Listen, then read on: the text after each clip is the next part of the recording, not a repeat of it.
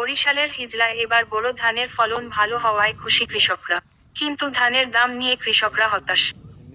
উপজেলা বিভিন্ন এলাকায় বোরো ধানের বাম্পার ফলন হলেও বাজারে ধানের দাম কম থাকায় লোকসান হবে চাষিদের, এমনটাই জানায় কৃষকরা।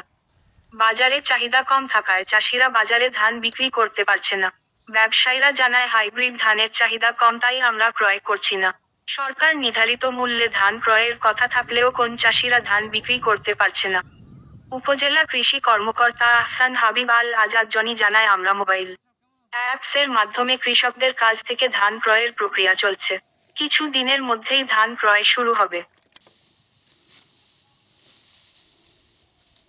ফলন এবার খুব ভালো হয়েছে। 700 টাকা মজুরি, লোক পাওয়া যায় না। মনে করেন লোকসান হয়, ধান কম দাম বেচলে ধান ফসল ভালো হয়েছে, ঠিক আছে। কারণ মনে করেন যে দাম কম পাইতে তো আর আমাকে কষ্টের মূল্য হইব না।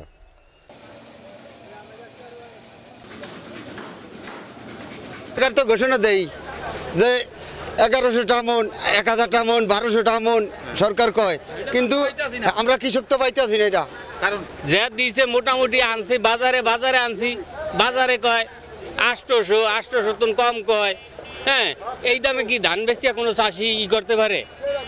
তাহলে ভাত থাকে না, এলে আমরা কিনি না। আর 800 টাকা কিনছি 74, আর 850 টাকা কিনছি আপনার ওই ধান, আপনার খাজলাটা। মানে ন্যায্য মূল্য